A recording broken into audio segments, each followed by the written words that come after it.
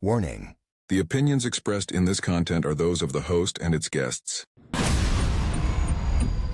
Services allow 10, 9, 8, 7, 6, Things the fire service can't stand here. Safely created new account. 3, 2, 1.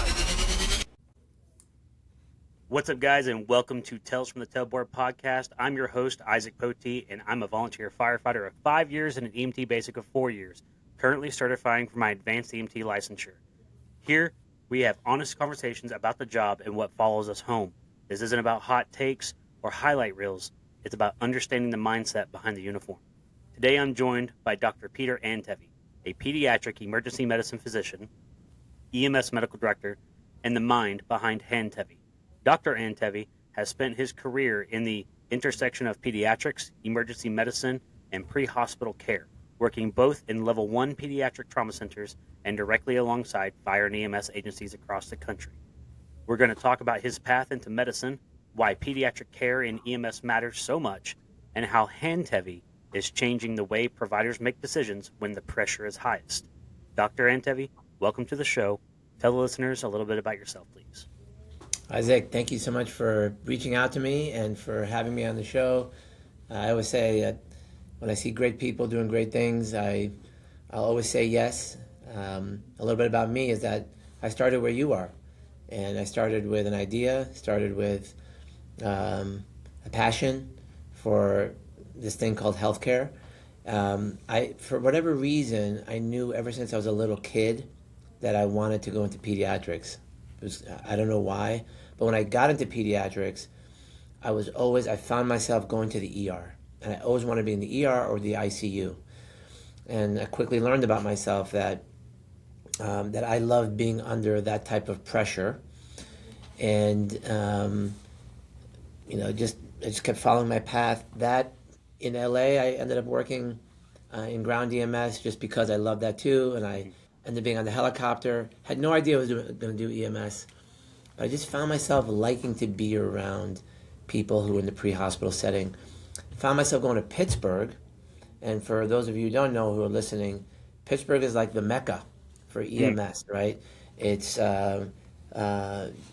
Saffer is from there. People like Paul Paris. I mean, they have the Center for Emergency Center for EMS there, so they really highly focus on EMS. And then they took someone like me who was a pediatric ER fellow. I was doing my 3 additional years of training in pediatric ER, and they said, go out into the pre-hospital setting, which I loved. How'd that make you feel? Listen, unbeknownst to me, I was loving it. I mean, like, in other words, I had no idea that there was this thing. Listen, I'm ADD, right? Same. I think many of us. That's why I love the fast action of a lot of things. My brain works weirdly sometimes, and I just like to be in very fast-paced environments. And there's nothing quickly on that. EMS. Were you diagnosed as a kid, or were you late diagnosed as an adult, like most of us today? That's funny. I never went through the formal evaluation, but I have 3 boys, and one of them got formally tested, and he's like half as much ADD as me, and he passed with flying colors. Yeah. So I seen what I would say to people, what I say to myself anyway, is that I use it to my advantage, and I don't look at it as a negative, because there are people who, when they hear what I do on a day-to-day basis, they say, I could never do that. I hear that a lot. And I say, I can only do that. So, good. So a background on myself. As a volunteer, I'm a full-time aircraft mechanic. I've been had my AMP. Wow. I've been doing this in Oklahoma now for 13 years. And one day I was trying to go to the Air Force and be a crew chief, and then things fell through on that. I was going to go be a firefighter.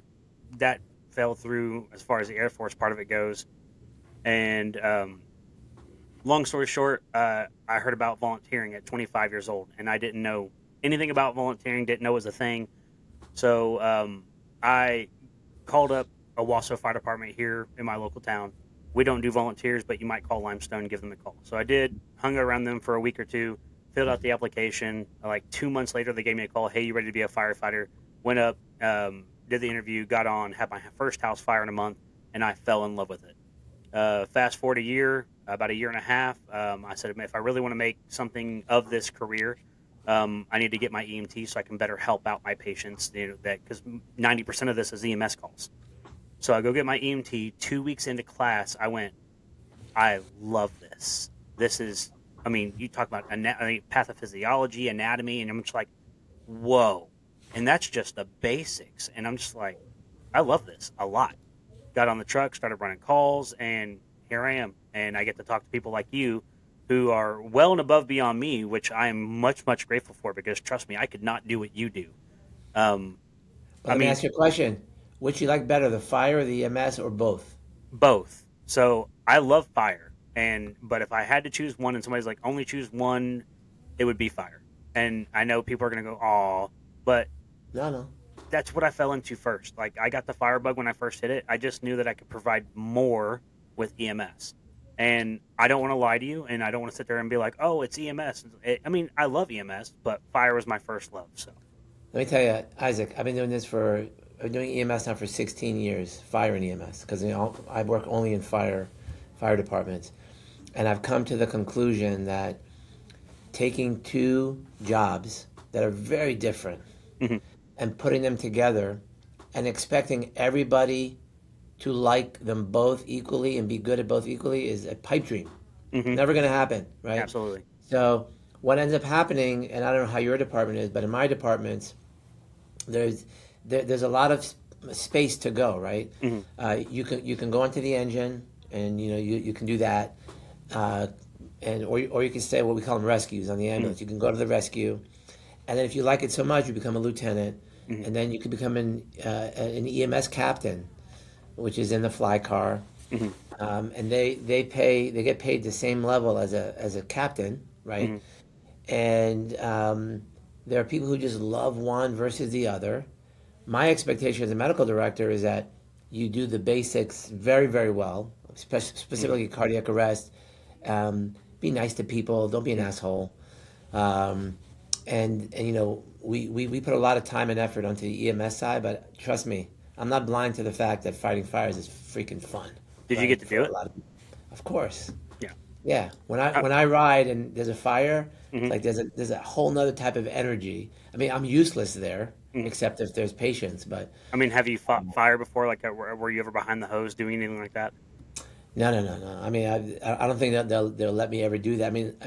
I've held the hose like when they're in training. Oh yeah. But they'll let never. you. Don't worry about that.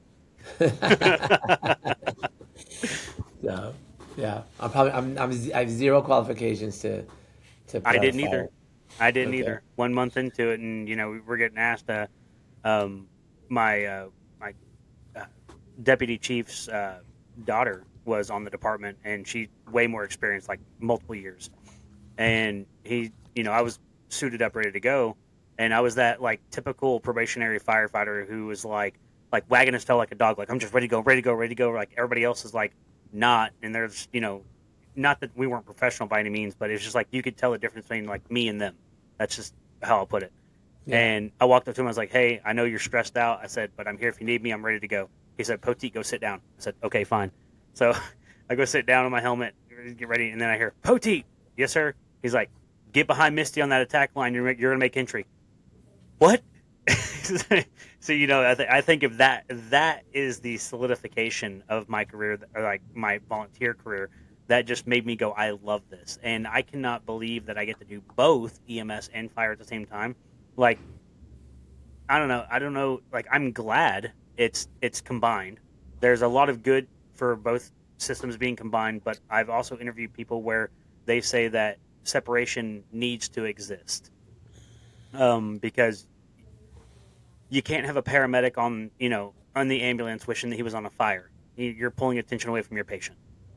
You can't have a medic who's not trained in fire on the fire truck, trying to pull a line when that's not his passion. His passion is to be on the ambulance. So while I agree there needs to be separation, and why they joined together in the first place was because of, well, obvious money. save the town money. We can just combine these and fill, instead of hiring 15 people, we can hire 5 people to do the same thing. I'm glad it's combined. I do see its usefulness being separated, but I'm glad that I get to do both. And I agree with you, and I think that it all depends on the people. It depends on the leadership. And yesterday I was at we had our awards, yearly award ceremony for one of my agencies, and the fire chief, who's a very good friend of mine, George Gonzalez, says, his opening speech was about choices. And he says, and you and I were talking about it before we came on air, but everything in life is about the choices that you make, right? And it's how you choose to train. It's whether you choose to get enough sleep the night before, whether you choose to exercise, whether you choose to be nice to people when you get to shift that day.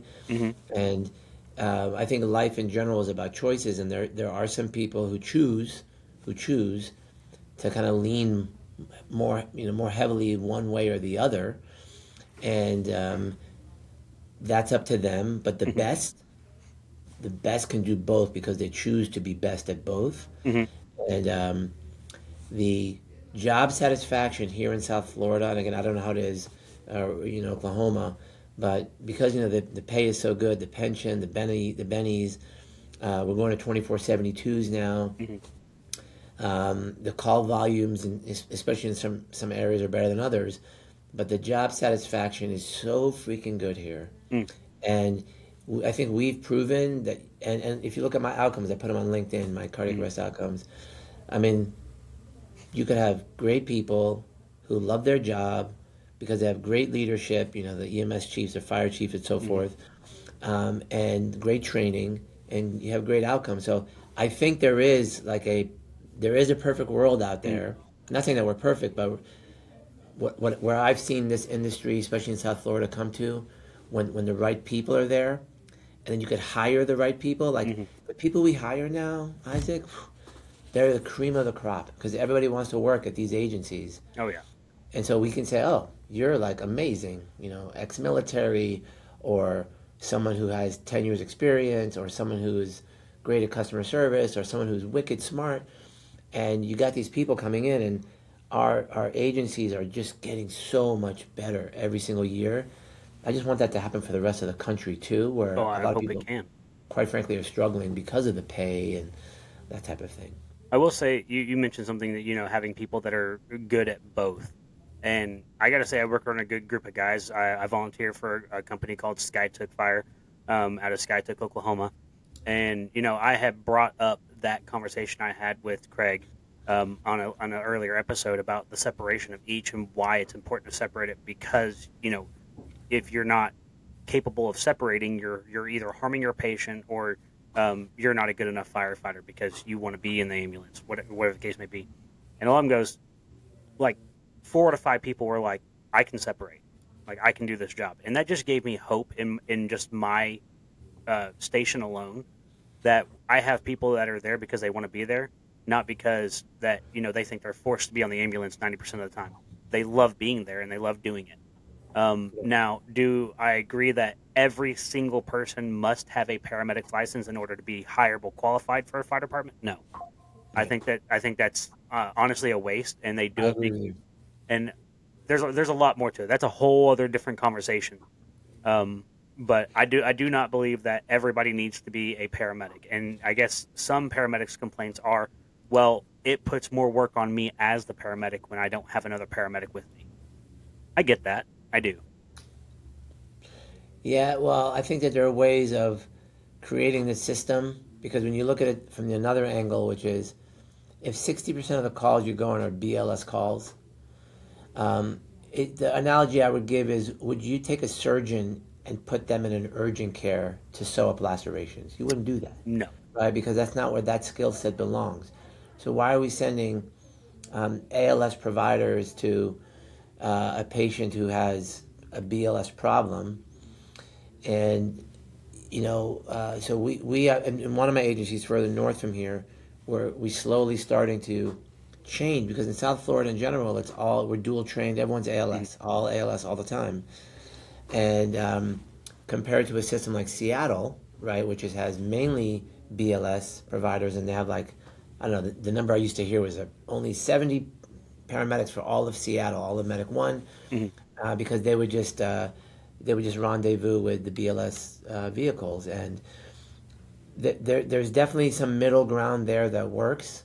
But yeah, when the shit's hitting the fan and you have a cardiac arrest and it's just you and an EMT, well, that's hard, right? There's no way.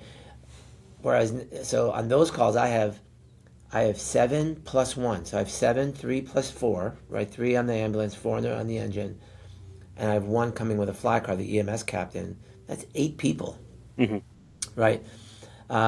So, but are we creating a system that's going to be only valuable for those small percentage of calls, or do we create a system that's more flexible that you say, send the BLS crews to the BLS calls, we know they're there, and then you buffer the ALS calls with additional paramedics, so it's not just a 1+1 setup, Exactly. right? I mean, what do we learn in our national standards all the time?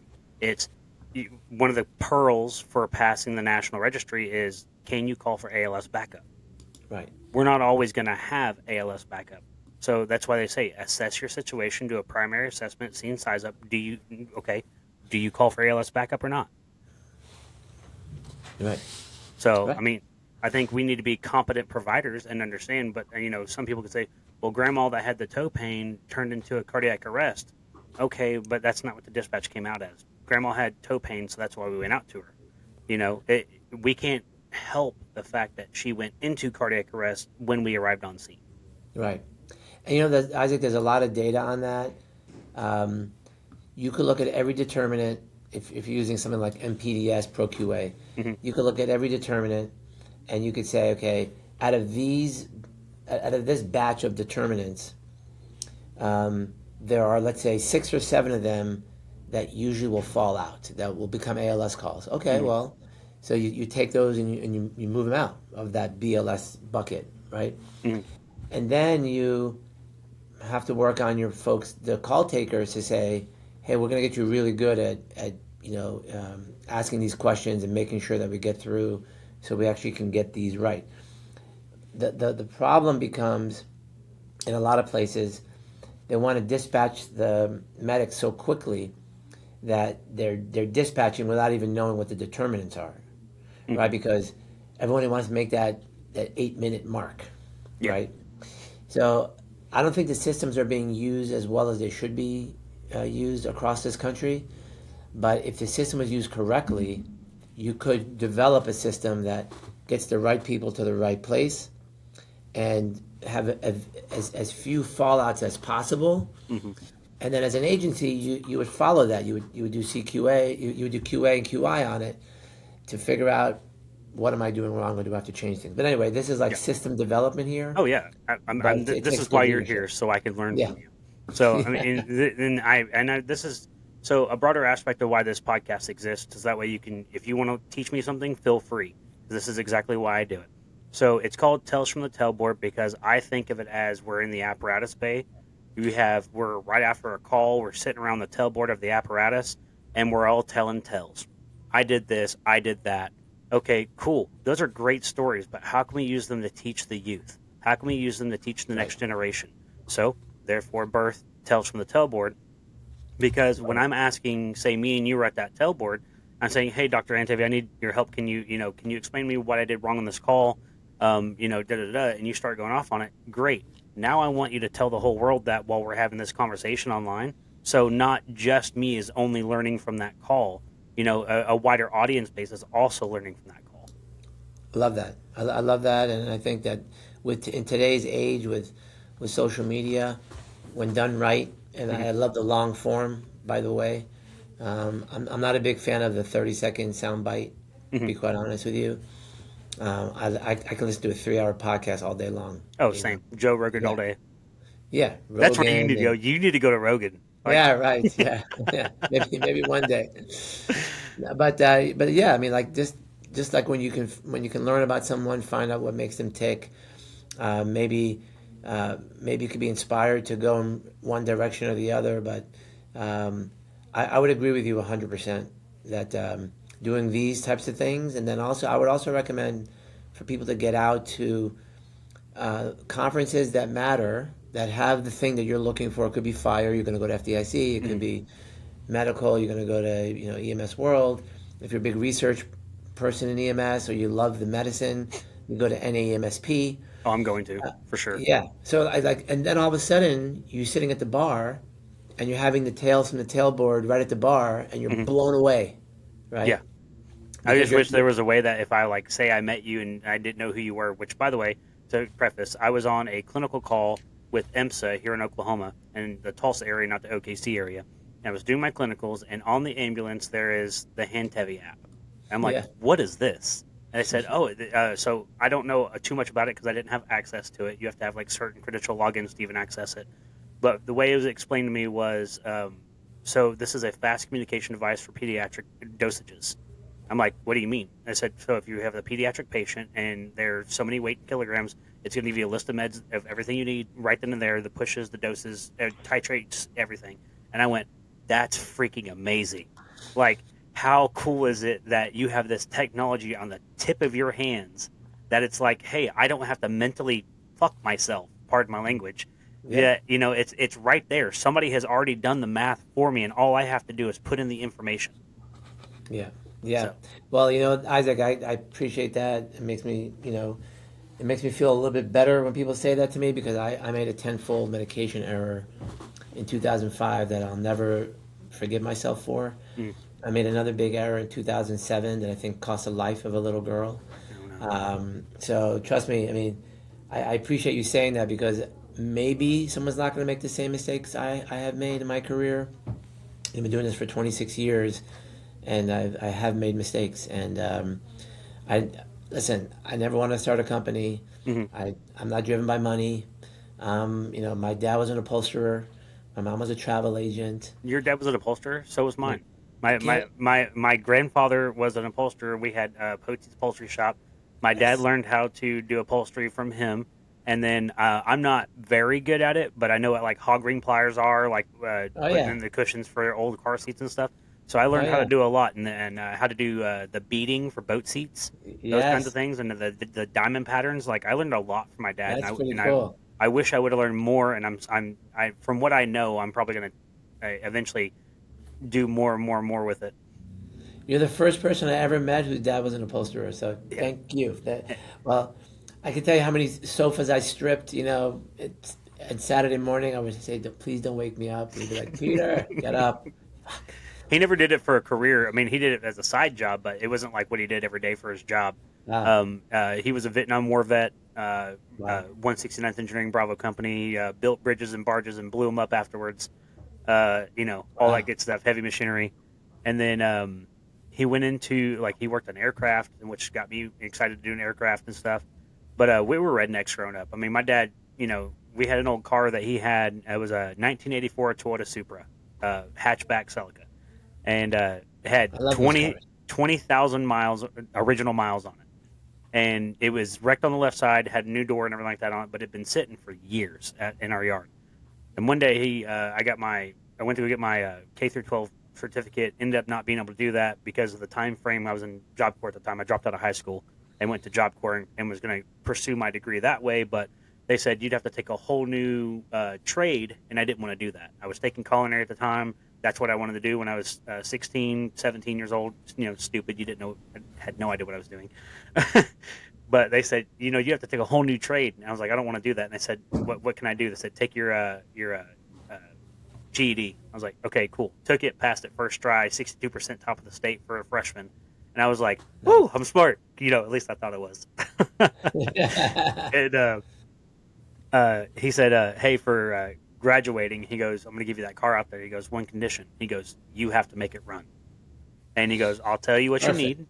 He goes, I'll tell you what you need, but you're going to make it run. So I replaced the wires, spark plugs, rotor bugs, pulled the gas tank out, emptied all the fuel out, cleaned it, put it back up, put the straps up, put new wheel bearings into it, new brakes, new hubs, new everything, and and got it running. And it was a little 6-speed manual transmission. I learned to drive on that thing, and that's impressive.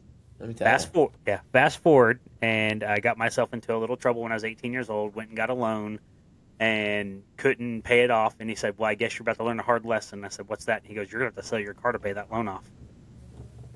I went, no. Wow. He was like, yep. So ended up selling it for $700 and paid my loan. And that same car came across the market. What was it? A couple of years ago, I was just looking at one. I was like, "That's my car," and I was like, "I know it because the stripe right here of rust in the back on the back, $10,000." And I was just so heart-sunken. Oh, someone got a great deal. My God. Oh, Yeah. yeah. But you know what? That's you got a great dad, and Yeah. very thankful also for his service to this country. So thank him for that. Thank you so much. I don't mean to get off on so many stories about myself. I apologize, but Oh, this is great. just, Listen, this is good stuff, man. I love it. this is what I gotta say. This is what makes me me and why I am where I'm at today because of my dad, because of everybody else. Yes, Now, that's why this is important. Yes. To quickly run you through a trauma dumping without the sad tears. So I lost my firstborn son. His name was Taylor. I don't know if you can see it on the camera, but the footprint there. His name was Taylor. He was born February 1st, which was just back here in 2018. He'd be 8 years old today. He had anencephaly. Do you know what that is? Yeah, of course. Okay, so he was born with about half a skull. Yeah. And got told that he wasn't going to live, and they asked if we wanted life-saving measures. I was like, for what? He's going to be in pain most of his life. And if he gets to live to 5 years old, because we did a bunch of research on like whether or not this would be a good idea or not, and we just kind of, I don't know if you're a Christian man or not, but we were just like, God's telling me this isn't the time. Like, it's selfish of me to keep him here to let him suffer. I agree with that. I agree with that. So I lost my son February 1st. 4 months later, my dad passes away. So, oh my goodness, he was 68 years old when he passed away. Young. So he fell out of bed, hit his head, and this is where I first started getting entwined with what EMS did, especially out in the county. Because before then, we didn't call EMS. Like I don't ever remember growing up calling the ambulance, having trouble with a meeting, ever meeting an EMT, paramedic, nothing like that. We got sick, we went to the hospital, we got antibiotics. I don't even remember going to an ER. Like if I was sick for like 4 or 5 days until I got in to see my pediatric, family doctor, and then he'd give me some, antibiotics or whatever, and then we'd go home. Like I don't ever remember going to an ER to anything. I never broke a bone growing up when I was a kid, so there's never no reason to go to a hospital. But he fell out of bed. He had I forget what they call it. It was a shoulder replacement that they did. Okay. Completely melted ball because he was on a 5-foot ladder and fell off, completely crushed his ball joint socket, and they had to do like a replacement, put in like a whole new joint here. Yeah. Well, he could only lift like 5 pounds, and he was used to lifting up a coffee cup and a cigarette, so he called that his coffee arm. That's all he could lift with his arm, so that's what he called it. Sadly enough, it was his right arm, so he was like, well, pretty useless with my left arm, can't do much. But anyway, Wow. he falls out of bed. We suspect he hit his head. Don't know for a fact. Mom woke me up. I go in there and I can't lift him up. I don't know what I'm doing. And this is like really like getting me into like I wish I knew how to be different. Like I wish I knew how to be a medical guy. Like that's what I called them at the time, like medical guys. Right? I didn't know there was EMTs. I didn't even know there was a name for it. And I'm sitting here at 23 years old going, I don't know what an EMT is. I don't know what a paramedic is. I just know that, hey, there's doctors, and I know that there's these medical guys that showed up in a box, from telequal, because I lived in telequal my whole life. But they showed up, picked him up, did, assessment on him, and he's kind of sort of out of it, right? Until the moment they asked him if he wants to go to the hospital, and he said no. Well, okay, we can't force him to go, and then he's like, okay, well, what's your A&O status? But mind you, then I didn't know what any of this was. Now I do, but back then I'm like, A&O status, like, okay, whatever. Yeah. So they're like, who are you? Where, do you know where you're at? What's your birthday? Things like that. And he's like, answers questions perfectly fine. And he's like, I'm not going to the hospital, not doing it. Now I know. I think he knew he was dying, and he didn't want to die in a hospital. And so he goes back to bed, and we were pleading with him to go. He said no, but 4 hours later, my mom wakes me up at 6 o'clock in the morning, says he's dead. I walk in there, and he's cold. He died a few hours before. And course, you Did know, he get a brain bleed or like what happened? I would almost now, having the information that I have now compared to then, he hit his head so hard he had a brain bleed. So And sorry to hear that. Yeah. I'll be honest, and this sounds really sick in a way. I'm glad he's gone. He was in so much pain. He man. was dealing with cancer. He smoked for 50 years of his life, not more. So you know, and he was just miserable. Like he retired at 62. You know, he was doing his upholstery thing on the side. You know, getting old. When he was not doing nothing, and like it was like a year, 2 years after that, he gets into a wheelchair, and they say, when you get into a wheelchair, they say you never leave.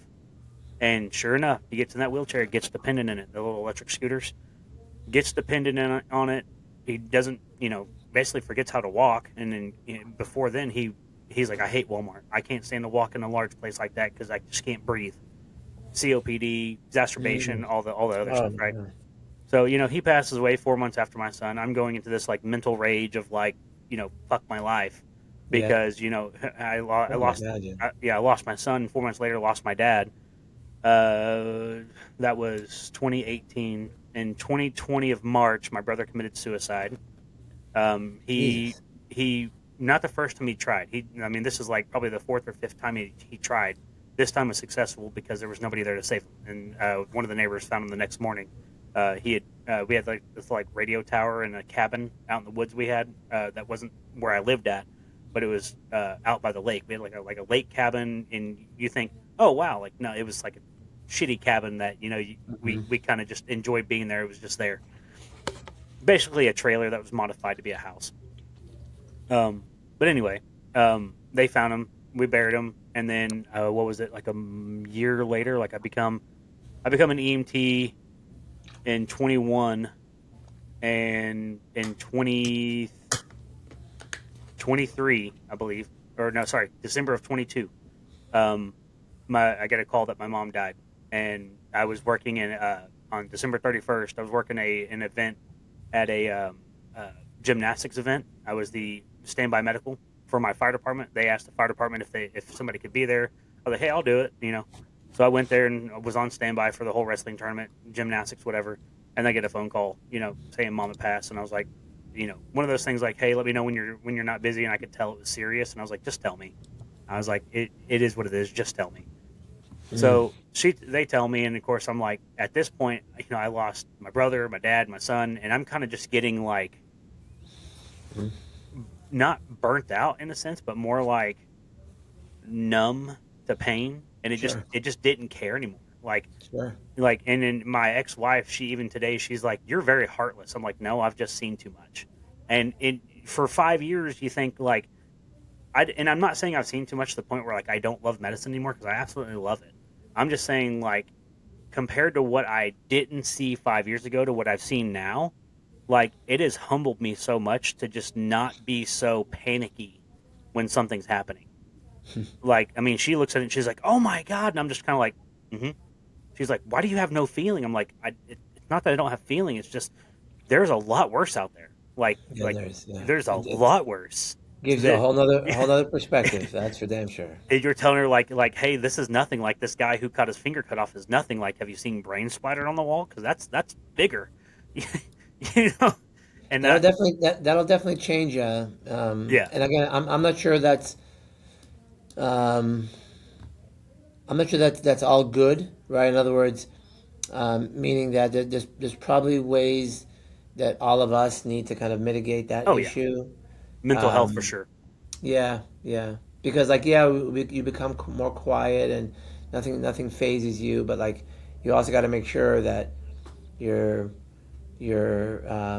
still not like so numb inside because of everything that you've seen, and that tends to happen. Trust me. I definitely wouldn't say that, but I would say that I'm common chaos. Like, everything can be exploding around me, and I'm just methodically thinking about, okay, what's next? Perfect. And I think that I don't know, and like again, I don't know if you're a Christian man or not, but I think that's what God intended. I think God knew where I was. He said He counts all the hairs on your head. He knows where you're going to be at in life. I think He just put these in place for me at the right time to where I'm beneficial at what I do. And I'm with you on that. I'm definitely a religious man, and you know, but I think all of us have been put on this earth for a reason. You have found yours. mhm, I think I have found mine. I hope my kids find theirs. But I absolutely. think that you gotta kind of tap into that aspect of whatever religion people are. They just gotta. At least I think from all the things I've seen, I'm sure you can say the same. But um, there's I think that there is a much higher power up there. That's for darn sure. Oh, absolutely. Yeah. Before we get off on a big tangent of like my trauma dumping and stuff, I'm going to ask you a question to kind of open up more of the background of why we're here having this conversation today. Anyway, but not to say, like I say, people can learn from experiences, and those are my experiences, and I've learned, and this is how I frame it. Like, I want to be somebody who understands when their dad dies. I want to be there when somebody's son no longer is taking their breath. I want to be there when their mom is no longer taking their breath. When their brother committed suicide, hopefully they don't. But if I think it's kind of like there's just so many other different things that have happened that I have these experiences that it's like, okay, throw it at me. Like, you give me a patient who's in complete distraught, I can be their calm. Like I can help them. I'm not saying that I'm going to succeed, but I'm saying that I can do that. I can be there. They'll also trust in you because they know you've been there, and it's knowing you. It's very difficult to put yourself in another person's shoes, especially if you haven't been there, done that. Mm-hmm. And I gotta say, you've had a tough go at it. Oh, Your son, your I wouldn't say too mom, your tough. dad, brother. Yeah. I wouldn't say too tough. And I tell people now, like, they go, oh my God. And I'm just like, look, man, it was a lot harder then. Now they're building blocks. They are Yeah. experiences. They are helping me be a better person on who I Yes. am. Yes. I can't change what happened. I mean, do I It's hard wish? to do, by the way. That's hard. It's hard to make that turn, by the way, that you've done Yeah. it. Which Do is I great. wish they were here? Absolutely. But can I change the fact that they're not? No. So Right. why sit here and sulk on it and be sad every day of my life because the person I love is not here anymore? Why take their memory in vain and not do something useful with it? What's useful is helping somebody else. And Yeah. if somebody else is struggling, I want to be there to help them. Good. Yeah, because there are a lot of people out there who are struggling. That's for damn sure. Yeah. And I'm not perfect by any They're lucky means, to and have you. I'm not going to claim that. But Yeah. I'm trying every day. Nobody wants perfection, by the way. So, as a question, you're one of the few physician board certified in pediatrics, emergency medicine, and EMS. How did the multidisciplinary path shape your career and philosophy around emergency care? Yeah, I was very fortunate that I started in peds, knew that I wanted to go do peds ER, so that's my double board certification.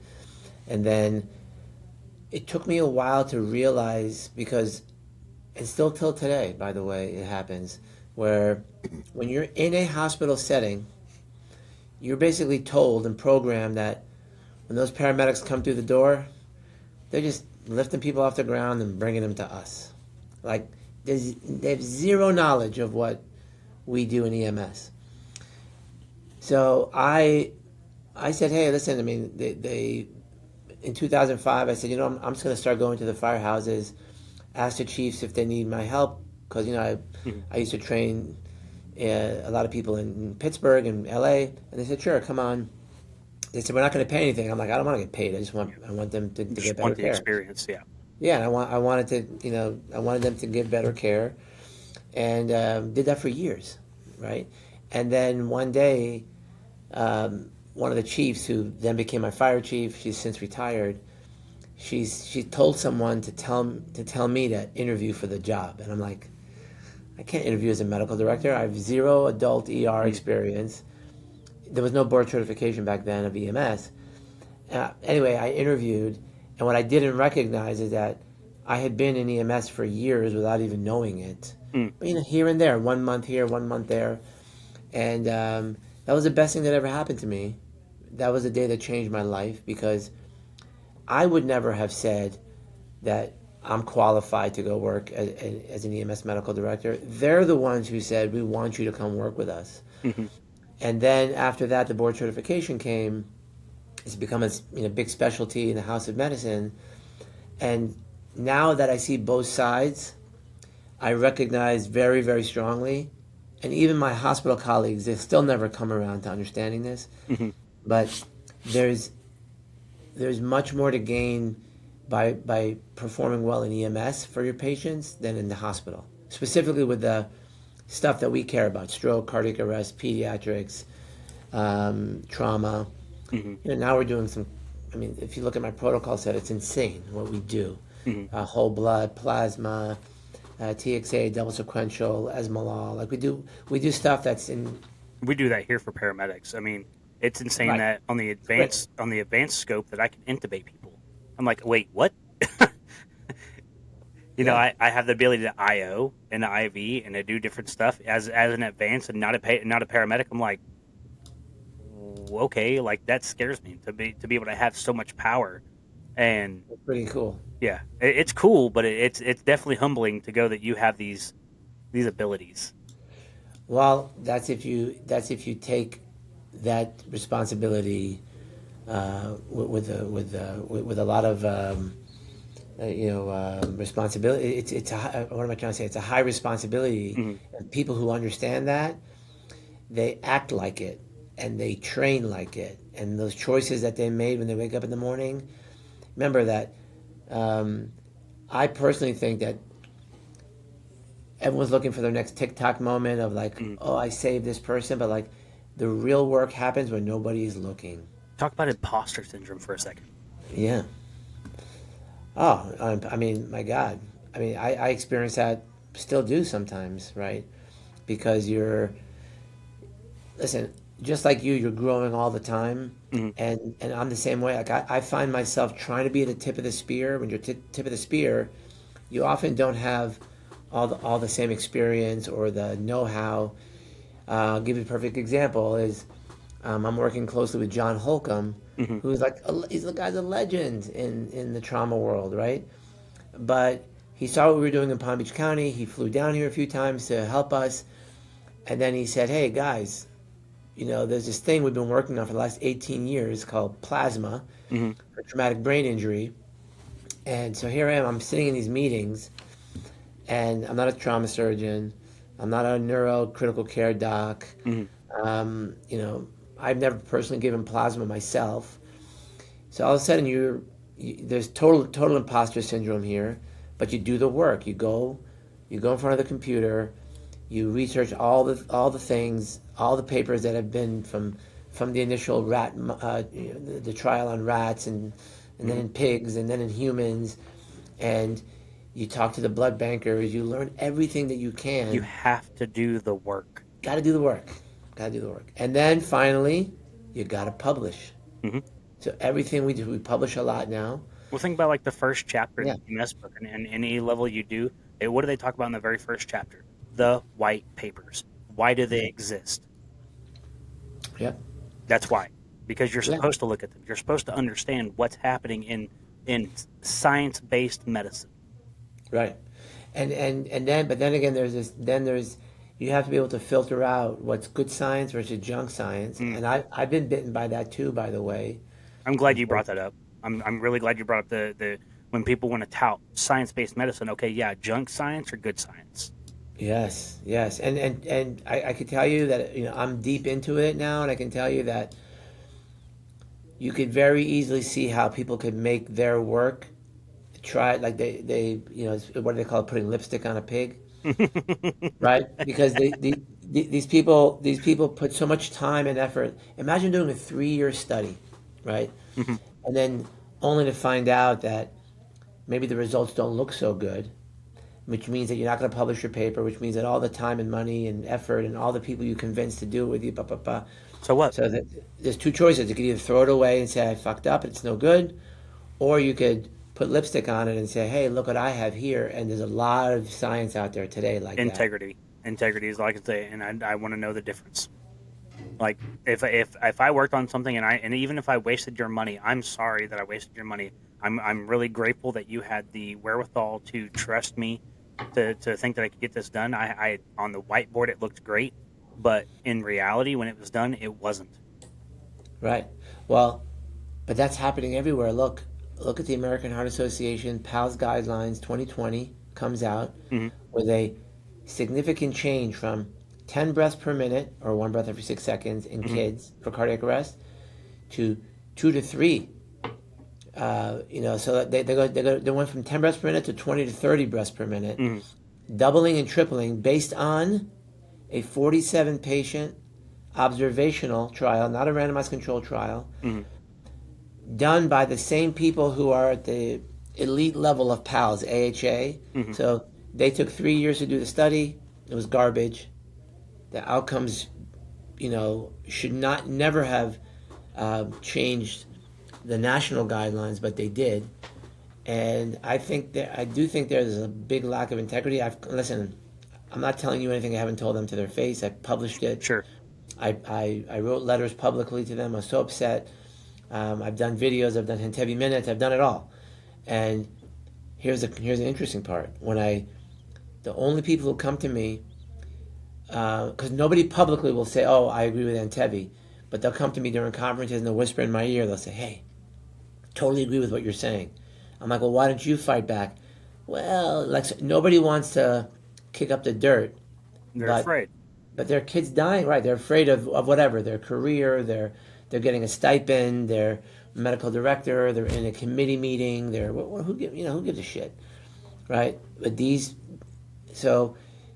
a lot of power struggles that happen, but there's a lot of junk science out there, unfortunately. I think I would look them straight in the face and say, "There's a reason why you do this, and I don't do it for fame or money," and just essentially make them think about what they're doing.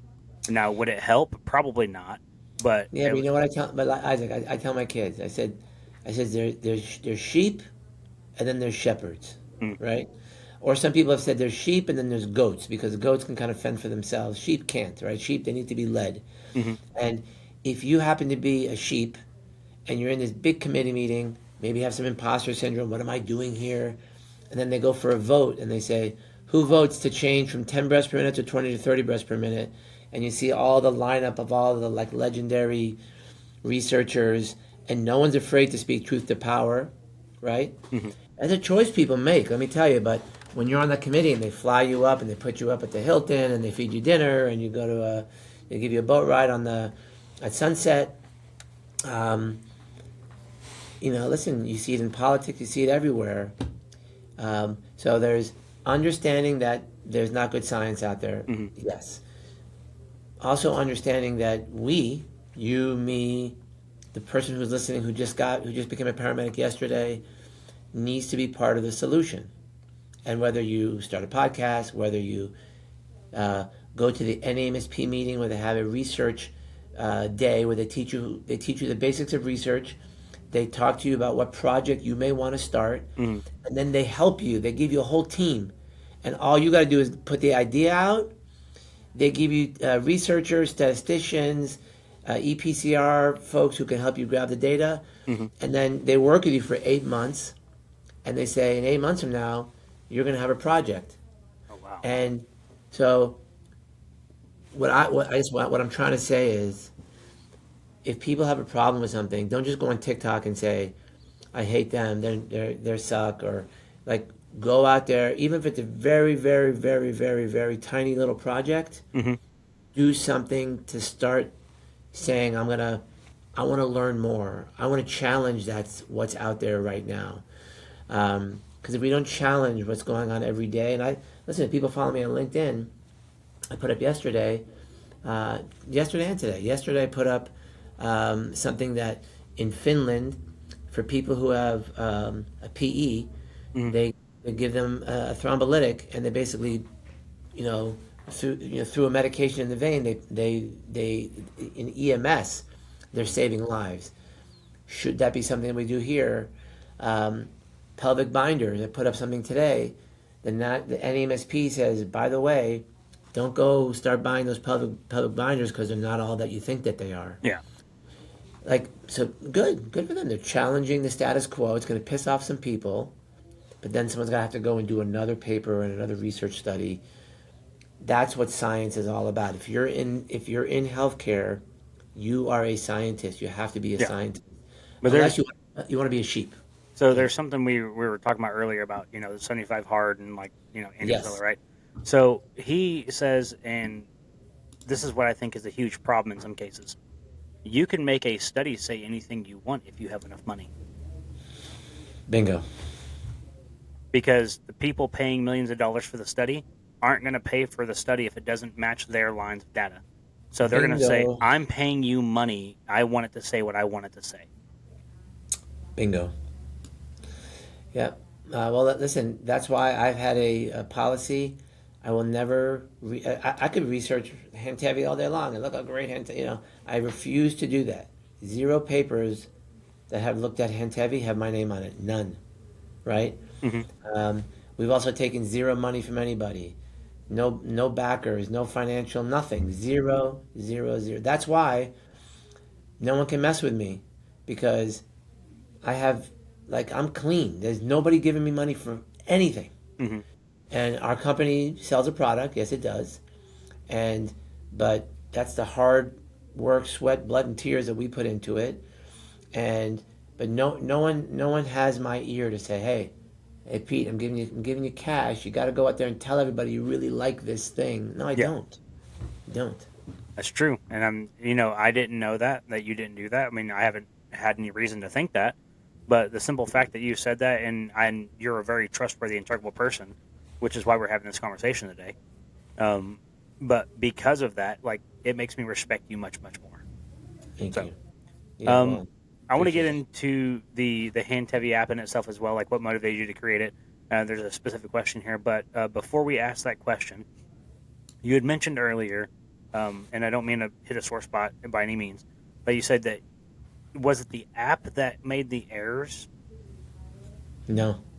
This is way before the app. So the app came out in 2016. Mm-hmm. I made the error in 2005 and 2007. Okay. And so, and I literally, right before I came on with you, I just did a national webinar on the Broslow tape, because there's the FDA just called, which has almost never been done before, but there's a class 1 recall. A class 1 recall is the most concerning type of recall, meaning that you have to stop using that said product, which is the newest version of this tape. And that's how I made my first errors, because I was never trained on length-based tape. Mm-hmm. And the little secret nobody tells you is that when you go to the children's hospitals, and 2 of the ones that I trained at, 2 of the top 10 children's hospitals, we never used a length-based tape. Mm-hmm. We used age. So I literally never saw a length-based tape. I started my training in Los Angeles in 1999. This is how tall they are, correct? When you say length-based? Yeah, I'll explain it in a minute, yep. And then in 2005, I left Pittsburgh, did not see a length-based tape once. So what is a length-based tape?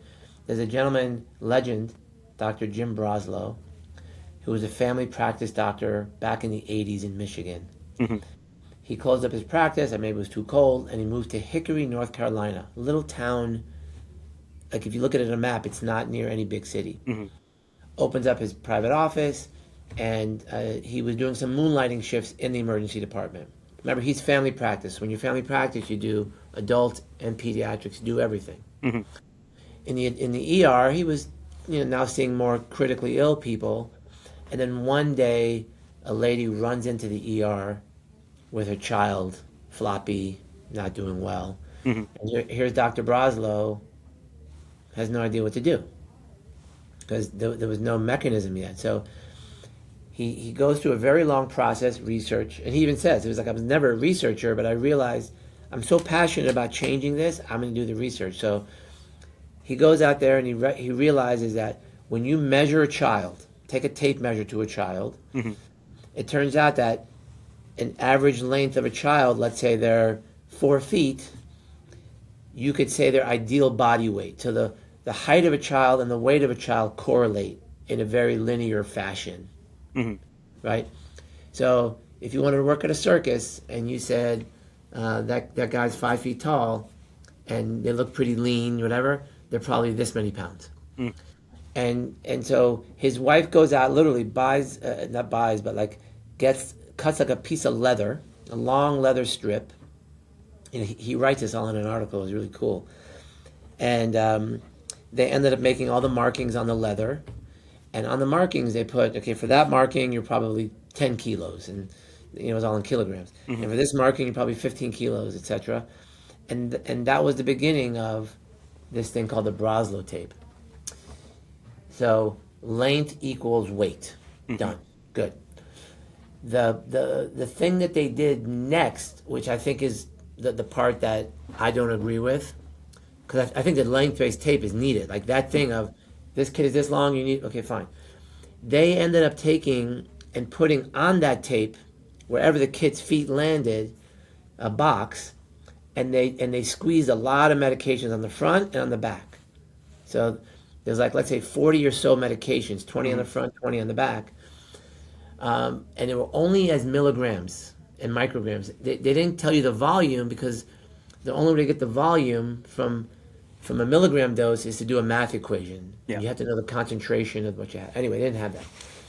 Long story short, when I came to Florida in 2005, never seen the Broslow tape in my life, had a sick as shit kid with severe anaphylaxis, needed epi, which today would be so easy for me. 0.15. Right? Yeah. Right. Thank you.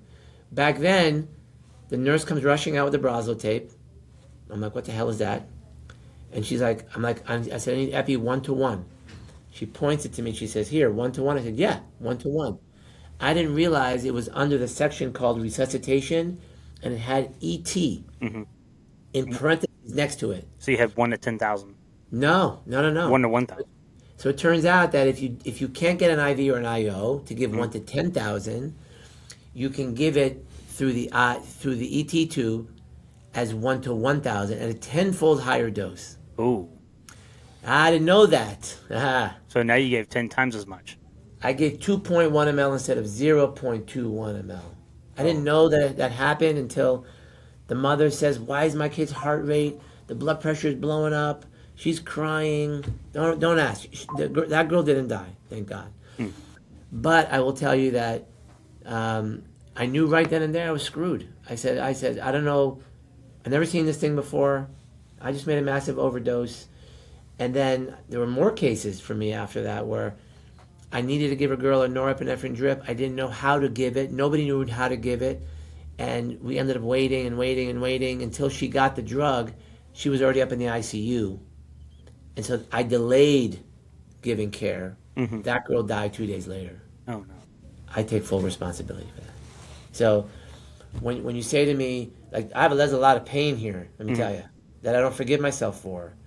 And the only way I feel better about it is by helping others not make the same mistake. So like when someone comes to me and says, oh my God, look at the success you have. Like if we get another account tomorrow or we don't get another account tomorrow, like I don't care.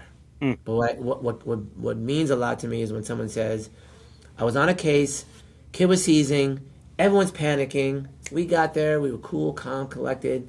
We did some intranasal, intramuscular Versed. They kept seizing. We started an IV. We gave some ketamine. We were doing it all through Handtevy.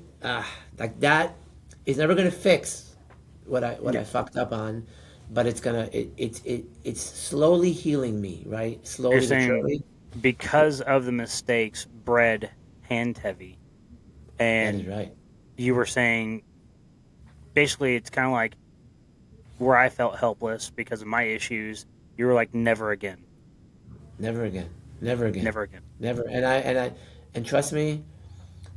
And it's hard sometimes because I'm in front of people who are very smart, who are very capable, and they have no idea what they're talking about.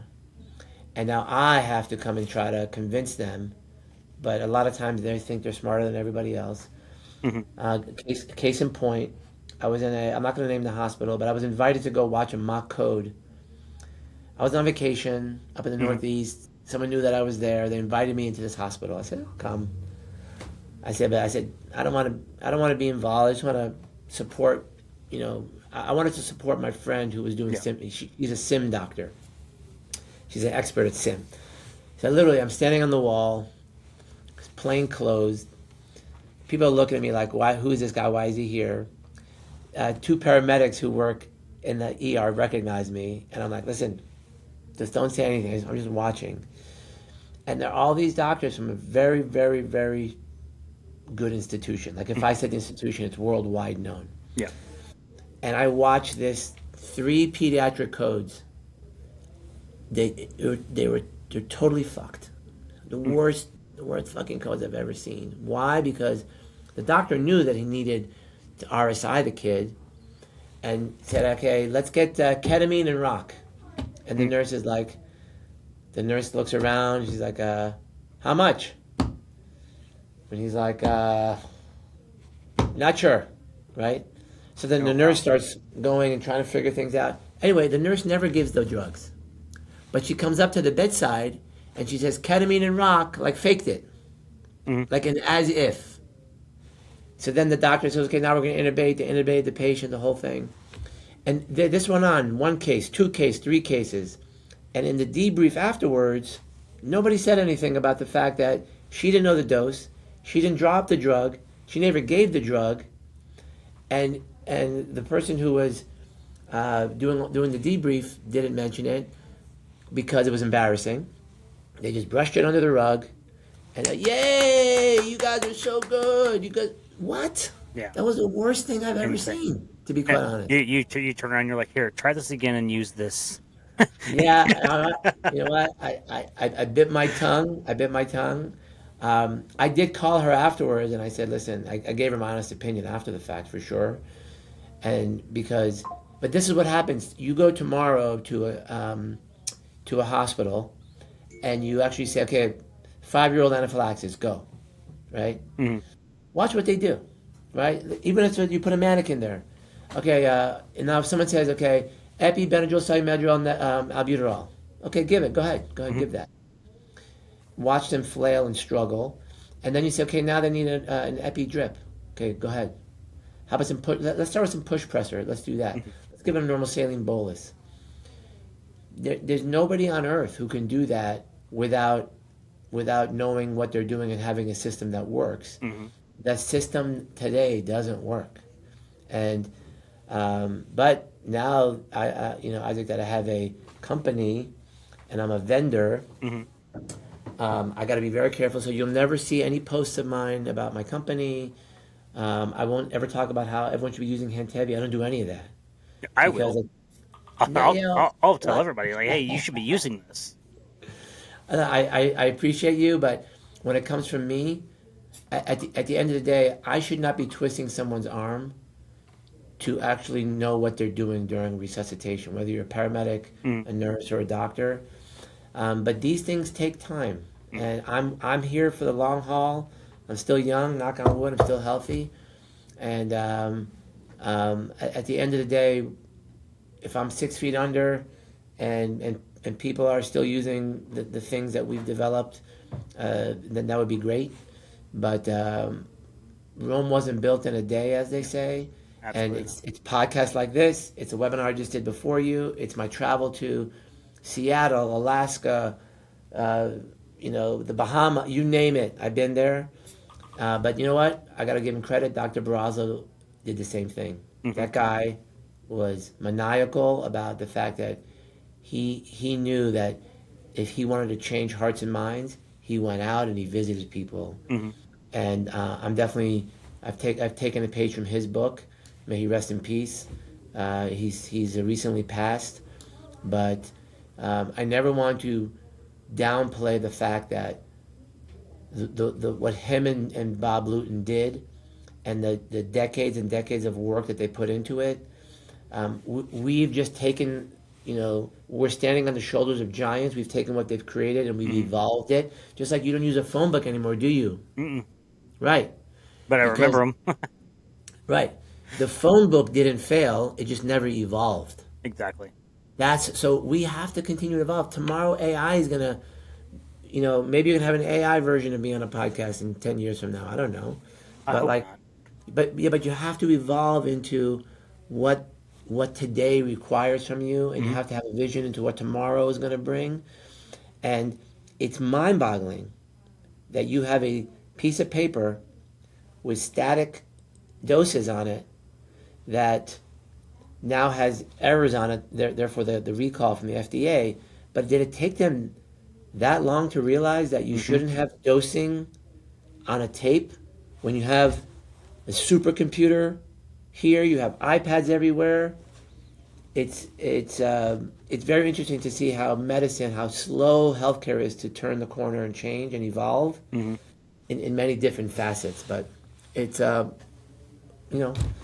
going to keep fighting the good fight. Absolutely. So give me a clip here. I know you're not a fan of them, but this is to get people interested in to listen to the whole, hour-long podcast here, hour and 4 minutes, but it'll go a little longer here. So just briefly go into it after the question. What motivated you to create Handtevy, and what gap in pre-hospital pediatric care were you trying to address when you founded the system? The only reason I started Handtevy is because I made a tenfold medication error that I'll never forgive myself for. That's number one. The gaps are that there's science and then there's reality of what happens at the bedside. When you need 5, 6 different drugs, when you need 3 pieces of equipment, when you need to shock somebody, you need to have that information right here, right now. You can't go looking for it, searching for it. It has to be customized to either your EMS system or your hospital. You can't be doing math. If you're doing math when a kid's trying to die in front of you, you're done. It's over. And that's really the inspiration that I'm trying to change care everywhere, so that people, when they go to work, they know that any kid can come up in front of you, and as long as you know how to assess a patient, how to run the algorithm, you're good.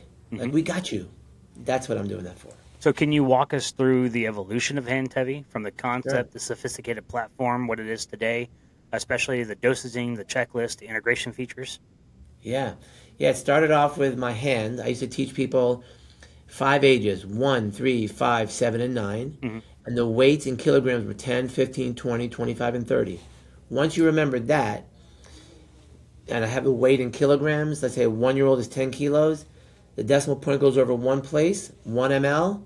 That's the epi 1 to 10 dose and the amiodarone dose, 1 ml, easy. Flip the decimal point over once more, 0.1 mLs. That's the epi for anaphylaxis dose. So I had to learn. I taught myself this little trick that I figured out on a piece of paper one Sunday, and I never told anybody for a couple of years. I was so embarrassed after making these mistakes. I then turned it into a badge buddy, and people would say to me, "Hey, I heard you gave that lecture," and I would go. I'd have like 20 badge buddies. I would print up.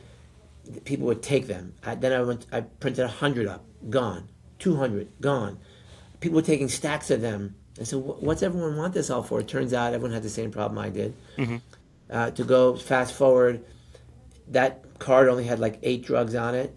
So then I created a little binder with all the meds I had in my EMS system, with all the meds I had in the ER that I needed for resuscitation, somewhere like 40 or so meds. And that was from 2010 till 2016, where then in 2016, people kept begging for an app. I'm like, app, I don't know. We finally built an app. And then the app was first only pediatrics, and it was only dosing. Then we added adults, and then we added protocols, and then we added checklists, and then we added contact manager, and then we added smart quizzes, and then we added hospital capabilities. So if you're in the middle of wherever your city is, and you have a patient who she's a trauma patient and she's an OB patient, you click trauma OB, and we show you the map of your hospitals, and we show you a Google Map distance in real time of how to get there. That's pretty neat. That's insane. Yeah, that's what you thought really of everything. Cool. Yeah, we added clinical scores in there.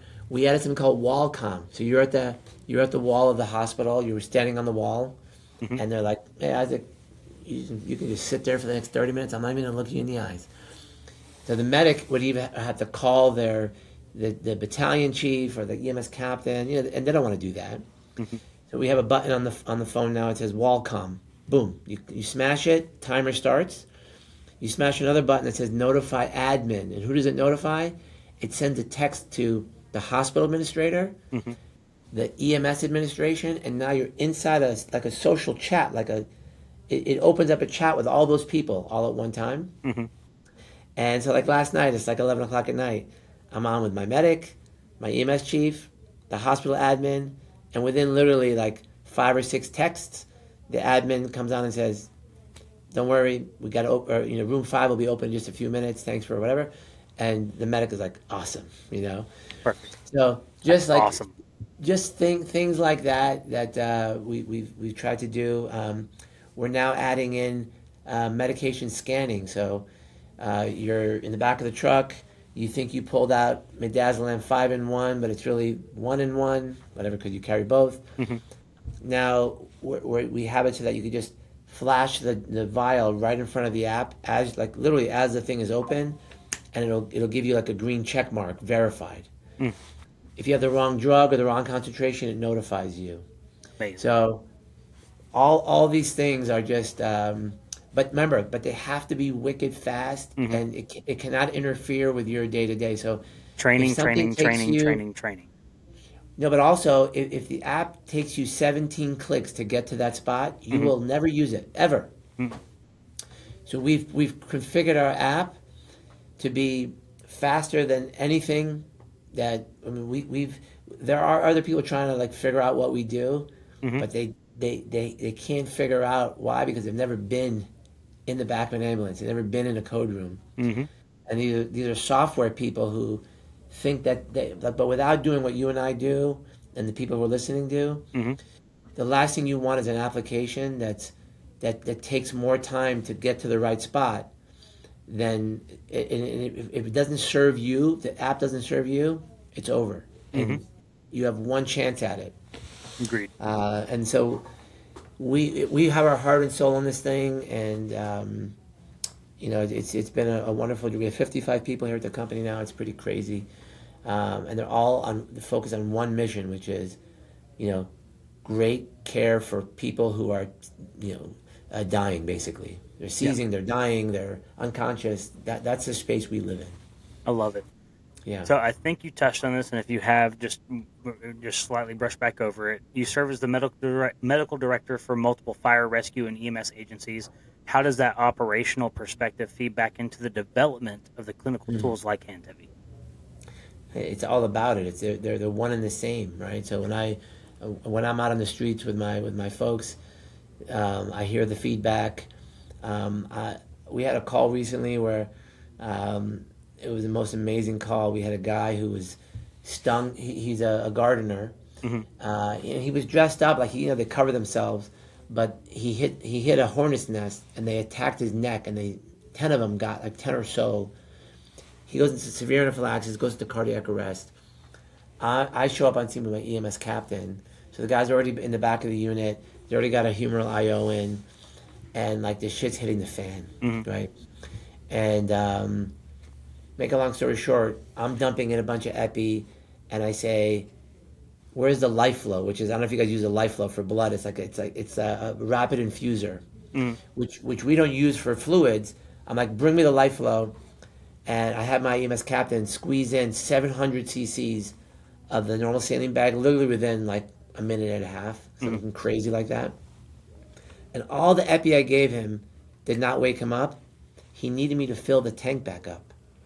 And literally, as we drove into the ER, and we got out of the rescue, he sits up, he opens his eyes, he looks around, he says, he smiles, he didn't speak a lick of English, he smiles, gives me a big thumbs up.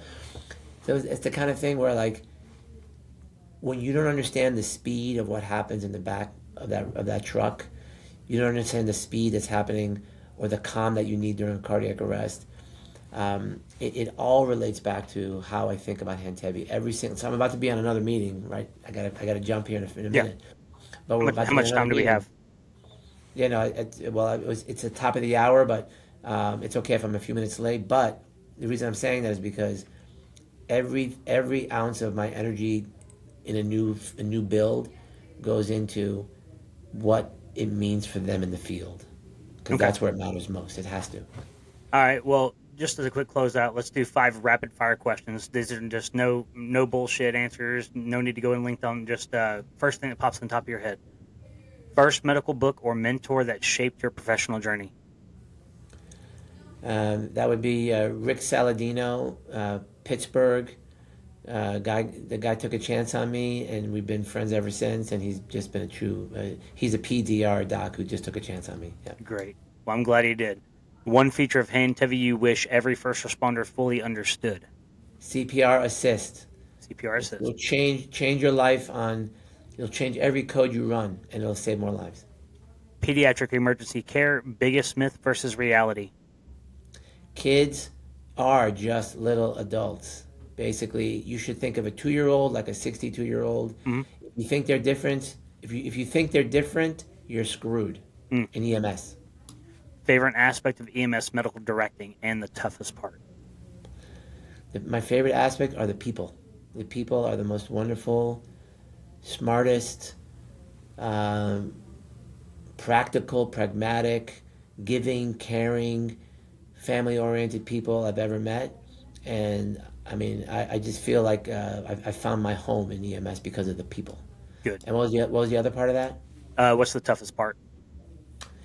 The toughest part has got to be the severity of what my personnel see every single day.